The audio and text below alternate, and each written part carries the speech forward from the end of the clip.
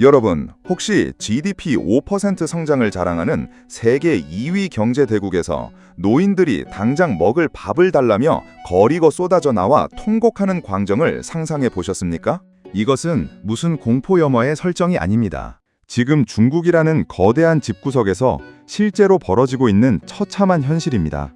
겉으로는 번쩍거리는 빌딩 숲과 첨단 AI 기술을 뽐내며 잘 사는 척하지만 그 이면에서는 14억 인민의 생존줄이 소리 없이 끊어지고 있습니다. 천안문 사태 이후 36년 만에 공산당 정권 퇴진이라는 서슬퍼른 구호가 터져나오고 국가의 기둥이라 믿었던 부동산과 금융이 동시에 무너져 내리는 이 파멸의 현장을 여러분은 똑똑히 목격하셔야 합니다. 세계 경제의 엔진이라 칭송받던 중국이 어쩌다 단 1년 만에 국가 파산의 벼랑 끝까지 몰리게 된 것일까요? 지금 전 세계 금융시장은 중국이라는 거대한 시한폭탄의 초읽기 소리에 잠을 이루지 못하고 있습니다. 겉으로는 성장의 미소를 짓고 있지만 속으로는 십경원이라는 인류 역사상 유례를 찾을 수 없는 부채의 늪에 빠져 허우적대고 있습니다.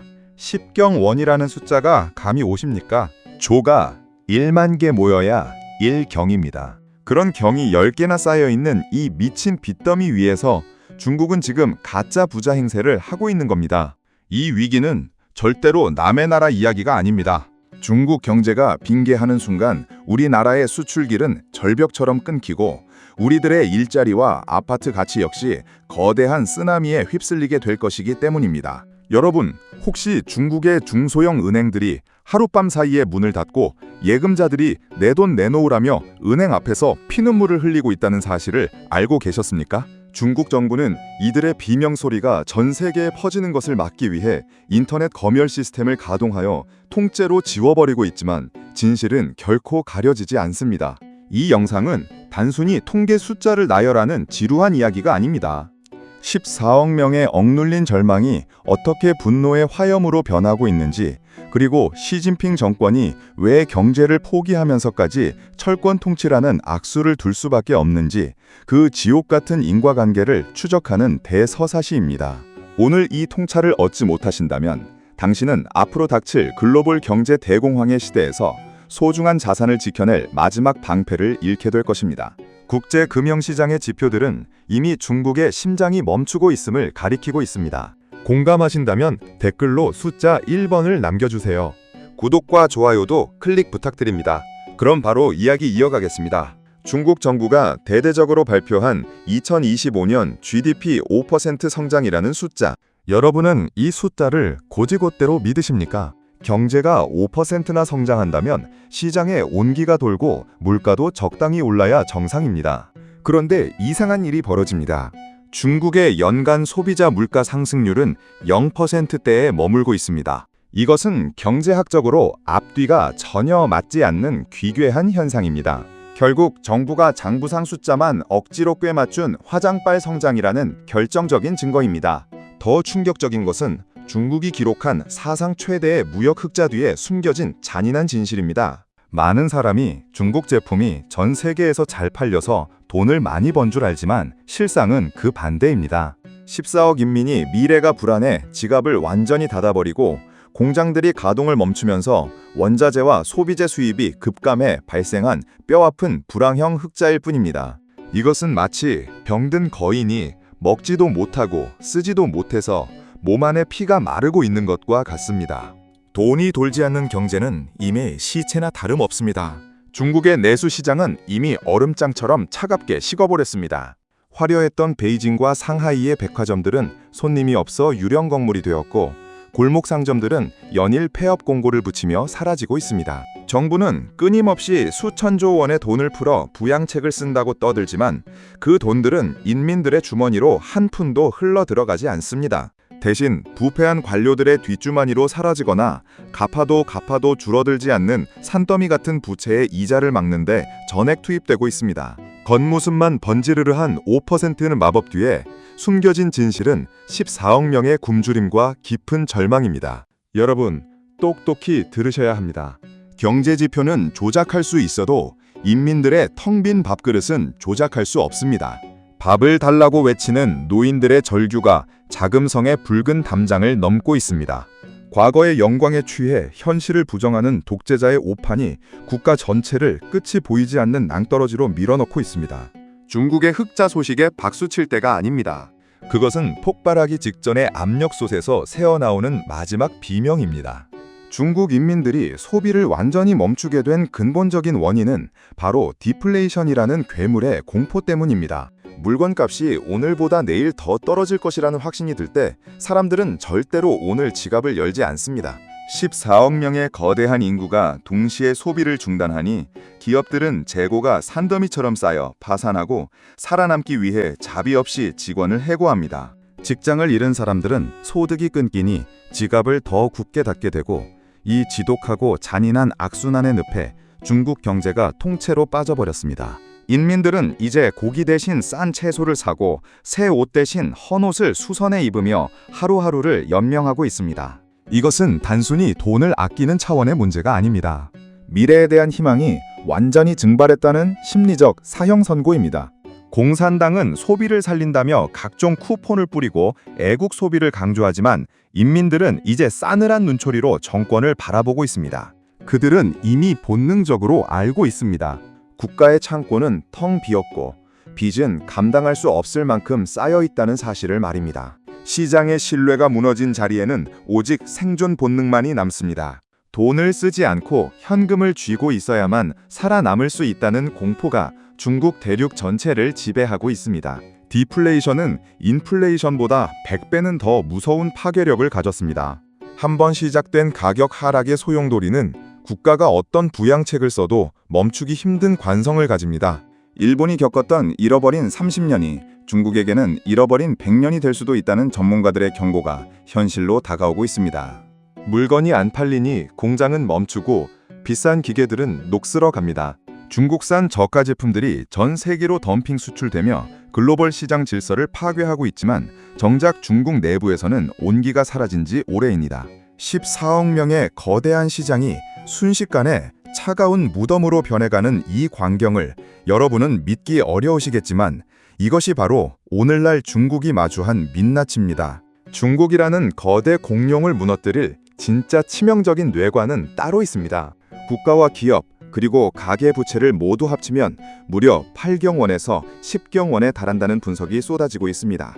GDP 대비 300%를 돌파한 이 미친 숫자는 이제 그 어떤 경제 시스템으로도 감당할 수 없는 임계점을 넘어섰습니다. 빚으로 빚을 갚는 한계 상황 속에서 2025년 한 해 동안에만 377개의 중소형 은행이 소리 소문 없이 파산했습니다. 은행이 문을 닫으면서 평생을 피땀 흘려 모은 전 재산을 날린 40만 명의 예금자들이 거리로 나와 피눈물을 흘리며 통곡했습니다. 하지만 중국 정부가 한 일은 그들의 눈물을 닦아주는 것이 아니었습니다. 정부는 무장 경찰을 동원해 시위대를 무자비하게 진압하고 고도의 검열 시스템을 가동해 그들의 비명을 인터넷에서 통째로 지워버렸습니다. 은행의 파산은 금융 시스템의 심장이 멎었다는 강력한 신호입니다. 사람들은 이제 더 이상 국가와 은행을 믿지 않습니다. 돈을 맡기는 대신 집안 깊숙한 곳에 현금을 숨기거나 금을 사 모으기 시작했습니다. 신용이 사라진 금융은 그저 종이 조각 노름에 불과합니다. 10경원의 부채 중에서 상당 부분은 영원히 회수할 수 없는 악성 채권입니다. 이 채권들이 연쇄적으로 폭발하기 시작하면 중국의 금융 시스템은 단 하루 만에 모래성처럼 붕괴될 것입니다. 여러분, 똑똑히 보셔야 합니다. 부채로 쌓아 올린 바벨탑은 반드시 무너지게 되어 있습니다. 중국 정부는 지방정부의 부채를 가리기 위해 유령 회사를 동원하는 등 온갖 편법을 쓰지만 가려진다고 해서 사라지는 것은 아닙니다. 은행 창구 앞에서 내 돈 내놓으라며 울부짖는 노인의 모습이 내일의 중국 전체의 일상이 될 수 있습니다. 금융위기는 항상 예고 없이 찾아오지만 그 징조는 이미 차고 넘칩니다. 377개의 은행이 사라졌다는 것은 거대한 붕괴의 시작에 불과합니다. 거대 국영은행들조차 부실의 늪에 깊숙이 발을 담그고 있으며 그 늪에서 빠져나올 유일한 방법은 인민들의 재산을 강제로 압류하는 것뿐입니다. 중국 경제를 지탱하던 거대한 기둥인 부동산 시장의 붕괴는 이제 대마불사의 신화를 완전히 끝장냈습니다. 업계 1위였던 헝다와 2위 컨트리가든에 이어 선전시 정부가 대주주라 절대 망하지 않을 것이라 믿었던 3위 업체 완커마저 디폴트, 즉 채무 불이행을 선언했습니다. 이것은 단순히 특정 기업의 실패가 아닙니다. 중국 부동산 시스템 전체의 뼈대가 완전히 부러졌음을 의미합니다. 중국인들의 자산 70%가 부동산에 묶여 있습니다. 집값이 폭락하고 건설사가 망한다는 것은 14억 인민의 전 재산이 차가운 콘크리트 속에 갇혀 썩어가고 있다는 뜻입니다. 지금 중국 전역에는 공사가 중단된 흉물스러운 란웨이 로우, 즉 썩은 꼬리 건물들이 넘쳐나고 있습니다. 평생 모은 돈으로 분양을 받았지만 건물은 뼈대만 남은 채 방치되어 있고 사람들은 그 폐허 속에서 텐트를 치고 노숙을 하며 하루하루를 버팁니다. 부동산은 중국 GDP의 30%를 차지하는 핵심 중의 핵심 산업이었습니다. 그 산업이 붕괴되니 연관된 건설 자재와 가전 가구 산업까지 도미노처럼 무너지고 있습니다. 부동산 불패 신화를 믿고 과도한 빚을 내어 집을 샀던 중산층들은 이제 하우스 푸어를 넘어 알거지가 될 처지에 놓였습니다. 부동산 시장의 동결은 곧바로 지방정부의 재정 파탄으로 이어집니다. 땅을 팔아 운영 자금을 마련하던 지방정부들은 이제 공무원 월급조차 제때 주지 못해 허덕이고 있습니다. 가로등이 꺼지고 쓰레기 수거가 중단되며 기본적인 공공 서비스가 마비되는 현상이 전국적으로 확산되고 있습니다. 거품이 터지는 소리는 천둥처럼 요란하지만 그 후에 남은 것은 처참한 폐허뿐입니다. 시진핑 정권이 뒤늦게 규제를 풀고 자금을 지원하겠다고 나서지만 이미 시장의 심리는 죽어버렸습니다. 죽은 사람에게 인공호흡기를 단다고 다시 살아나지 않듯이 중국 부동산 시장은 이제 긴 임종의 시간을 보내고 있습니다. 부동산과 금융 시스템 붕괴의 직격탄을 가장 먼저 맞은 것은 이 나라의 미래인 청년들입니다. 중국의 청년 실업률이 공식적으로도 17%를 돌파하면서 대학을 졸업해도 갈 곳이 없는 절망적인 상황이 펼쳐지고 있습니다. 실제 수치는 이보다 훨씬 높을 것이라는 분석이 지배적입니다. 명문대를 나와도 배달 기사를 하거나 아르바이트로 근근히 연명하는 청년들이 수천만 명에 달합니다. 과거 중국 청년들은 열심히 노력하면 부자가 될 수 있다는 희망을 가졌지만 이제 그 희망은 차가운 분노로 바뀌었습니다. 경쟁을 아예 포기하고 침대에 누워버리는 탕핑족을 넘어 이제는 인생을 자포자기하고 썩어가게 내버려 둔다는 바이란 형상이 중국 전역을 휩쓸고 있습니다. 바이란이란 말 그대로 썩어 문드러지게 놔둔다는 뜻입니다. 어차피 내 집 마련도 불가능하고 결혼도 꿈꿀 수 없으니 아무것도 하지 않고 죽을 날만 기다리겠다는 처절한 선언입니다. 부모에게 얹혀 사는 이들을 완성되지 못한 아파트에 빗대어 란웨이와 즉 썩은 꼬리 아이들이라고 부르는 슬픈 신조어까지 등장했습니다. 청년들의 절망은 곧 국가의 미래가 소멸했음을 의미합니다. 활기차야 할 대학가는 정적만 흐르고 취업 박람회는 눈물바다가 됩니다. 이것은 단순한 사회현상이 아니라 한 국가의 성장 엔진이 완전히 타버린 대참사입니다. 시진핑 정권은 청년들에게 농촌으로 내려가 고생을 배우라고 꼰대 같은 훈계를 늘어놓지만 청년들은 이제 코방귀를 낍니다. 현실과 완전히 동떨어진 독재자의 훈계가 오히려 청년들의 가슴에 불을 지르고 있습니다. 청년들이 꿈을 꾸지 않는 나라는 반드시 무너집니다. 중국의 2000대와 30대는 이제 공산당의 선전선동을 더 이상 믿지 않습니다. 그들은 텅 빈 지갑과 막막한 미래를 보며 조용하지만 강력하게 정권에 저항하고 있습니다. 경제 위기는 이제 골방을 넘어 거리의 비명과 시위로 폭발하고 있습니다. 이것은 이념이나 체제 전복을 외치는 거창한 정치가 아닙니다. 그저 내가 일한 만큼의 돈을 달라 굶어 죽지 않게 해달라는 처절한 생존형 시위가 전국적으로 3,000건 넘게 발생했습니다. 밀린 임금을 받지 못한 노동자들이 공장문을 걸어 잠그고 예금을 찾지 못한 시민들이 은행 건물을 포위하며 경찰과 대치하고 있습니다. 하지만 시진핑 정권의 대응은 오직 공포와 통제뿐입니다. 인민들의 비명을 듣기보다는 그들의 입을 낚는 데만 모든 행정력을 동원하고 있습니다. 중국 정부는 대규모 집회가 일어날 것을 극도로 두려워하여 매년 열리던 새해 불꽃놀이조차 싹 다 취소해버리는 소심하고 비겁한 모습을 보였습니다. 군중이 모이는 것 자체가 정권에게는 목숨을 위협하는 거대한 공포가 된 것입니다. 거리 곳곳에 안면 인식 카메라를 설치하고 인터넷 검열을 강화하지만 굶주린 배는 그 어떤 첨단 기술로도 채울 수 없습니다. 시위는 이제 더 이상 특정 지역의 돌출 행동이 아닙니다. 대도시부터 이름 모를 시골 마을까지 공산당의 철권 통치가 미치지 않는 곳에서 불길처럼 번지고 있습니다. 인민들의 인내심은 이미 바닥을 드러냈습니다. 정권은 위기를 외부의 적이나 외국 세력의 탓으로 돌리려 애쓰지만 인민들은 이제 더 이상 속지 않습니다. 내 집 앞에 쓰레기가 치워지지 않고 내 아이에게 먹일 분유값이 없을 때 애국심은 한순간에 증발하는 법입니다. 생존 시위 3,000건은 거대한 폭발의 시작에 불과합니다. 이것이 10,000건, 20,000건으로 늘어나는 순간 중국 공산당의 일당 독재는 뿌리부터 흔들릴 것입니다. 밥 달라고 거리로 나온 인민을 무력으로 제압하는 정부는 결코 오래 버틸 수 없다는 것이 인류 역사의 준엄한 증명입니다. 이 모든 사태의 근원은 결국 시진핑이라는 한 사람의 치명적인 오판과 끝없는 권력욕에 있습니다. 시진핑은 민간 자본과 기업가가 거대해지는 것을 공산당의 권위에 대한 도전으로 간주했습니다. 알리바바의 마윈 같은 혁신가들이 인민들의 영웅이 되는 것을 두려워한 시진핑은 공동부유라는 허울 좋은 구실을 내세워 잘나가던 중국의 혁신 기업들을 무자비하게 짓밟았습니다. 국가 경제가 박살나더라도 공산당의 통제력만 유지된다면 상관없다는 식의 위험천만한 도박을 감행한 것입니다. 부동산 업체들의 자금줄을 하루아침에 끊어버린 3대 레드라인 정책이 그 결정적 증거입니다. 시장의 체력을 전혀 고려하지 않은 급진적이고 폭력적인 규제가 결국 부동산 붕괴라는 대재앙을 불러왔습니다. 기업의 자유를 억압하고 모든 경제 활동을 당의 감시 아래 두려는 시진핑의 시도는 중국 경제의 창의성과 활력을 완전히 살해했습니다. 독재자의 공포가 국가 전체의 자살을 부추기고 있는 셈입니다. 시진핑은 이제 경제 전문가들의 뼈아픈 조언 대신 예스맨들의 달콤한 아첨에만 귀를 기울입니다. 그 결과 중국은 세계 경제의 거대한 흐름에서 고립되고 있으며 외국의 투자 자본은 썰물처럼 빠져나가고 있습니다. 신뢰를 잃은 국가에는 미래가 없습니다. 시진핑은 자신의 권좌를 지키기 위해 14억 인민의 사임을 희생양으로 바쳤습니다. 하지만 그가 지키려 했던 당의 통제력은 역설적으로 경제 몰락으로 인해 무너질 위기에 처했습니다. 권력은 총구에서 나온다지만 그 총을 든 군인도 결국 밥을 먹어야 움직이기 때문입니다. 독재의 끝은 항상 이토록 비참하고 어리석습니다.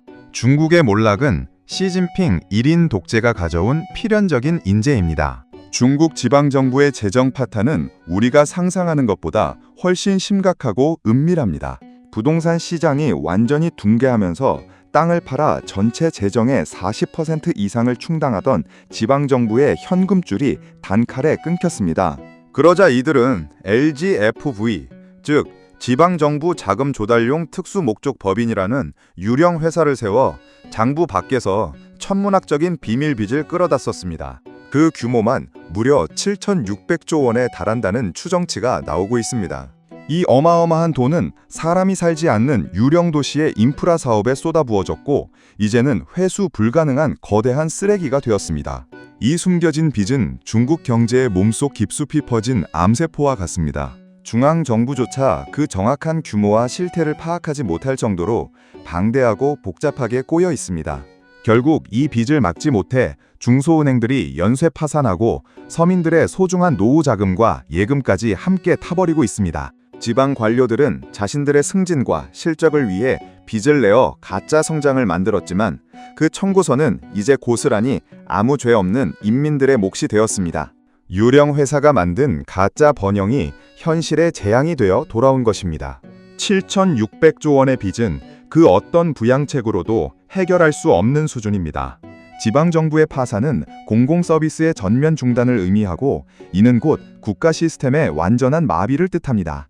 경찰은 월급을 받지 못해 업무를 거부하고 청소부는 거리에 쓰레기를 방치합니다. 유령 회사의 빚잔치가 끝난 자리에 남은 것은 폐허가 된 도시와 절망에 빠진 시민들 뿐입니다. 보이지 않는 곳에서 썩어가던 부채의 종기가 이제 터지기 시작했습니다. 이 고름이 중국 전체로 퍼지는 것을 막을 방법은 이제 어디에도 없습니다. 결론을 말씀드리겠습니다. 중국 경제는 지금 7가지 치명적인 위기가 동시에 폭발하는 공명의 순간을 맞이하고 있습니다. 제로 코로나의 지독한 후유증과 트럼프의 145% 관세 폭탄, 그리고 지방 재정 파탄과 은행 연쇄 파산 소비 빙하기와 인구 절벽에 따른 연금 고갈까지 이 모든 악재가 톱니바퀴처럼 맞물려 중국이라는 시스템 전체를 파괴하고 있습니다.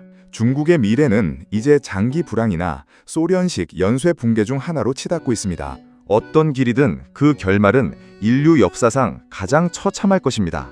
밥 달라고 거리로 나온 국민을 무시하고 오직 권력 유지에만 급급한 나라는 결코 오래 버틸 수 없다는 것이 역사의 진리입니다. 중국의 비극은 단순히 남의 나라 이야기가 아닙니다. 우리 역시 중국 의존도를 획기적으로 낮추고 다가올 글로벌 경제 쓰나미에 철저히 대비해야 합니다. 오늘 이 긴 이야기가 여러분의 가슴에 큰 경종을 울렸습니까? 중국의 몰락을 보며 우리가 가져야 할 경제적 교훈은 명확합니다. 부채로 쌓은 가짜 성은 언젠가 반드시 무너지며 진정한 성장은 인민의 자유와 신뢰 위에서만 가능하다는 사실입니다. 오늘부터 당장 실천할 여러분만의 경제적 다짐을 댓글로 남겨주십시오. 어떤 공부를 시작하겠다거나 어떤 투자 원칙을 세우겠다는 구체적인 다짐이면 무엇이든 좋습니다. 기록은 기억을 이깁니다. 여러분의 다짐 한 줄이 이 험난한 경제 전쟁터에서 서로를 지탱하는 든든한 등대가 될 것입니다. 저는 여러분이 인생 역전의 홈런을 치는 그날까지 끝까지 곁에서 돕는 가장 든든한 동반자가 되겠습니다. 오늘 영상이 도움이 되셨다면 구독과 좋아요 그리고 알림 설정까지 꼭 부탁드립니다. 긴 시간 시청해주셔서 진심으로 감사합니다. 반드시 살아남아 승리하십시오. 대한민국 자본가 여러분의 앞날에 찬란한 수익의 영광이 함께하기를 기원합니다.